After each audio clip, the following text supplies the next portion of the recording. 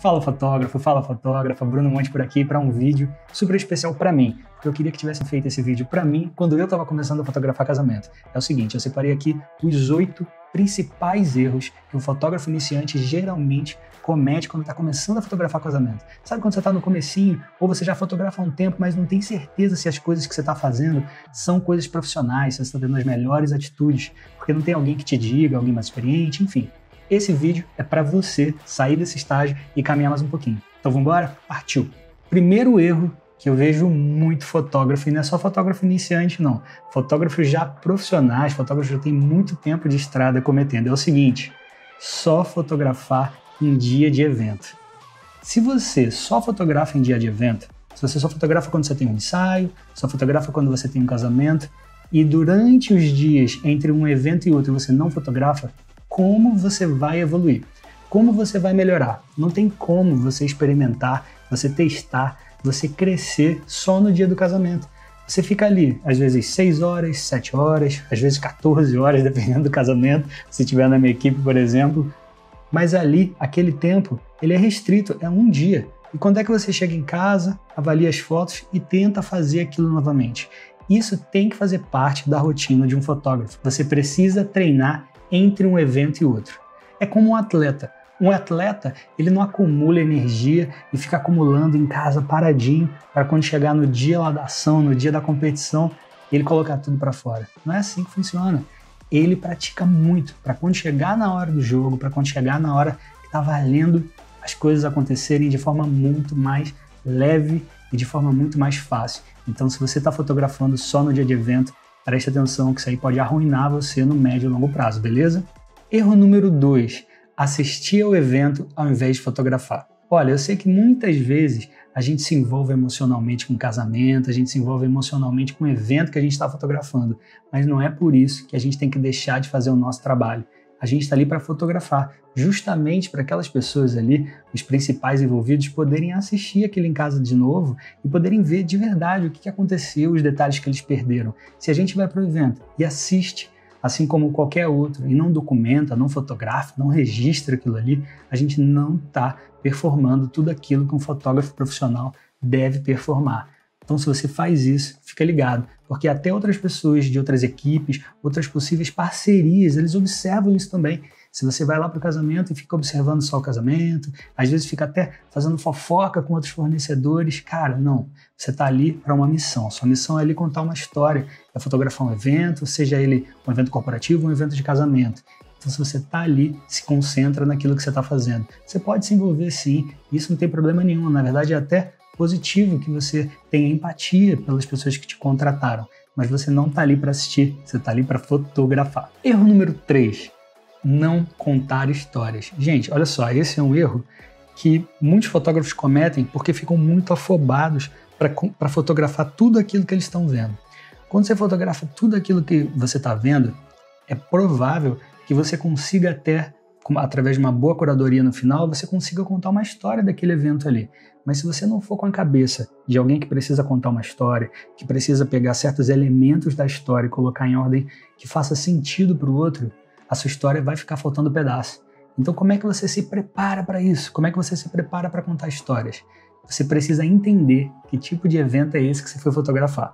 Por exemplo, você foi fotografar um casamento judaico. Você precisa entender um pouquinho quais são os ritos que vão acontecer ali para que você se prepare e você consiga se antecipar aos fatos.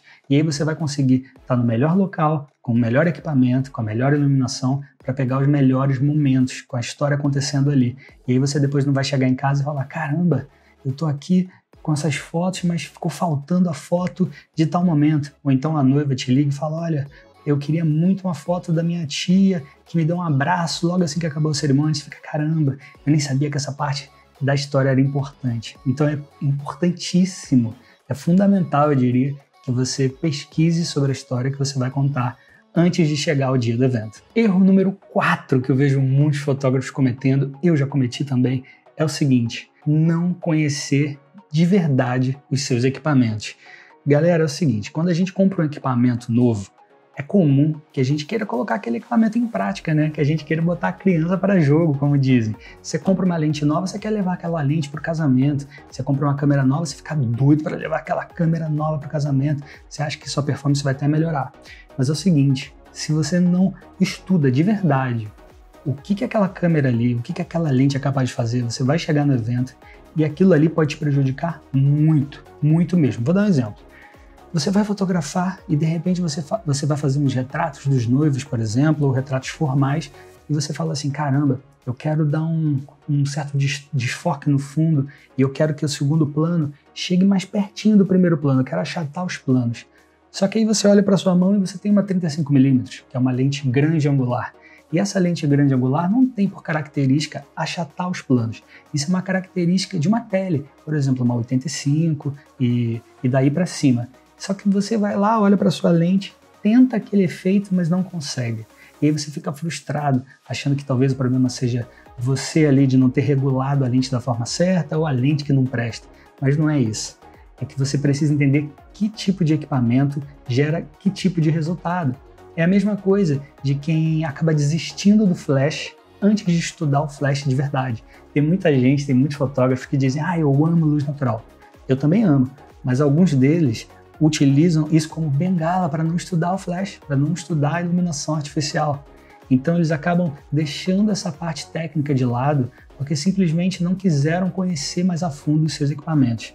Então estude seus equipamentos, leia o manual, é fundamental ler o manual. Eu sei que muitas vezes eu recebo direct no Instagram de pessoas que viram um vídeo sobre um tutorial de um equipamento que eu postei no YouTube e perguntando exatamente aquilo que está escrito no manual. Então, se você não lê o manual, você já acaba perdendo tempo na hora que você precisa resolver esses pequenos probleminhas do dia a dia. Quinto erro que fotógrafos iniciantes ou fotógrafos ainda que estão começando a sua jornada cometem muito é o seguinte: fotografar para fotógrafos. Como assim fotografar para fotógrafos? Ele vai para o evento e fotografa pensando no resultado que ele pode conseguir para que outros fotógrafos o admirem. Olha, gente, a admiração dos pares, a admiração de outros fotógrafos do seu meio é uma coisa muito bacana. É bem legal você alcançar isso. Mas você está ali para fotografar a história de alguém. Você está ali para prestar um serviço para alguém. Se você não se preocupar em como você pode fazer com que o seu cliente saia mais feliz, você não vai ter novos clientes. É simples assim. Se você não fotografar um casamento pensando em como fazer com que aquela noiva ali, aqueles noivos, aquela família se sinta super feliz com aquele resultado, você não vai conseguir outra família, outra noiva, outro noivo que tenha essa mesma sensação. Erro número 6, e esse erro é muito sério, vou falar bem devagar, porque é uma coisa um pouco complexa. É o seguinte: não fazer backup. Tem fotógrafos que saem de um casamento, saem de um ensaio, pegam aquele cartão de memória, descarregam no notebook e acabou. E aí você pergunta a ele, você fez backup? E ele diz, sim, eu fiz backup, tá lá no meu notebook. E o seu notebook queima? E o seu notebook dá um pau e você não consegue recuperar aquelas fotos? Aí tem alguns ainda dizem, eu deixei salvo no meu cartão de memória, eu não formatei. Gente, isso chega a me dar arrepios, não faça isso. Quando um backup, um sistema de backup eficiente, não um mais avançado, mas um eficiente, básico, para você começar a ter uma proteção maior sobre esses dados que você está trabalhando, você precisa de, no mínimo, 2 lugares diferentes de cópias iguais. Como assim? Você fotografou um casamento, você descarrega aquilo ali em 2 unidades, 2 discos, separadamente, fora o disco que você vai trabalhar. Isso vai te garantir que você tenha ali guardado todo o material bruto, caso você precise resgatar em algum momento. Claro que depois que você fizer o evento, depois que você entregar, na verdade, depois que você entrega o evento, você pode sim revisar esse material, deixar só as imagens que você utilizou ou que teriam mais potencial para ser utilizadas, ou que você vai usar no seu portfólio e apagar o resto. Tudo bem, isso faz parte do processo de backup inteligente. Mas se você deixar num lugar só, e esse local é o local onde você vai trabalhar as imagens também, você está correndo muito risco. Eu diria até que você está cometendo um ato irresponsável com o seu cliente. Por favor, não faça isso. Não faça, porque é muito, muito chato. Imagine só um cliente ligar perguntando se as fotos dele já estão prontas e você falar assim, poxa, eu perdi suas fotos, eu perdi porque meu computador deu pau, não sei o que aconteceu. Aí você coloca a culpa no computador, mas não, a culpa é sua. Se você não faz o backup, a culpa é sua. Então presta muita atenção na hora de você chegar em casa com essas fotos, o que você vai fazer com isso. É fundamental que você pense o backup antes até de sair para fotografar, porque às vezes você não tem esse segundo HD, você não tem esse equipamento necessário em casa. Então, aos poucos, é fundamental que você compre uma unidade separada, um HD externo, você vai lá e vai comprar um outro HD externo. Se possível, você pode até deixar cada HD num local diferente. Um você deixa na casa da sua mãe, outro você deixa em casa, porque aí você vai correr um risco ainda menor. Parece que eu estou um pouco noiado com isso, muito preocupado, mas, gente, é muito sério. Você está com o trabalho de um dia muito importante da vida de alguém e você perder isso por um problema tecnológico. Então, fica ligado que backup é coisa muito séria. Erro número 7. Esse erro aqui pode definir se o seu evento vai dar certo ou se o seu evento vai ser estragado por você. Então preste atenção. Erro número 7 é o seguinte: não ter equipamentos de backup. Como assim equipamento de backup? Vou contar uma historinha para vocês. Um dia eu estava fotografando um casamento, estava no meio da cerimônia, uma igreja tradicional, daquelas bem grandes, antigas, e eu estava lá com uma câmera de cada lado na minha alça, cada uma com uma distância focal diferente, com flash, estava até com flash em cima da câmera nesse dia, e mesmo a câmera estando presa na alça, e mais com uma outra alcinha de segurança, eu ficava com 2 alças, eu não sei o que aconteceu nesse momento, que minha câmera desatarrachou e caiu no chão. Gente, ela caiu no chão, a lente foi direto, ela estava com um protetorzinho, a lente, caiu direto ali, eu só ouvi o barulho de vidro quebrando. Então, você que é fotógrafo já sente o coração apertado nesse momento. Agora, pare e pensa.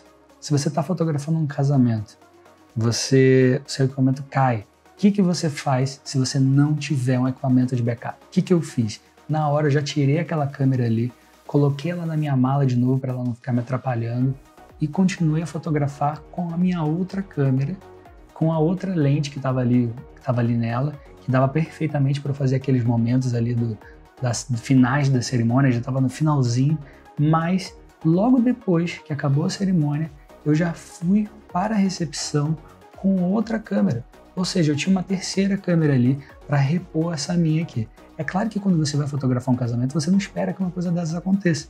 Eu já fotografei muito casamento e foi uma vez só que aconteceu isso comigo. Mas quando aconteceu, eu estava preparado para repor. Na verdade, eu até tinha levado aquilo muito a sério, porque eu tinha uma outra lente, 35mm, que foi a 35 que caiu, eu tinha uma outra 35 na minha mala. Ah, pô, Bruno, eu não tenho dinheiro para ficar comprando as coisas assim repetidas. O que eu faço para eu começar a ter uma certa proteção nesse sentido? Vamos lá. Meu conselho é o seguinte: se você tem uma câmera, você não tem nenhuma, porque se ela der pau, já era. Se você tiver 2 câmeras, você tem uma câmera.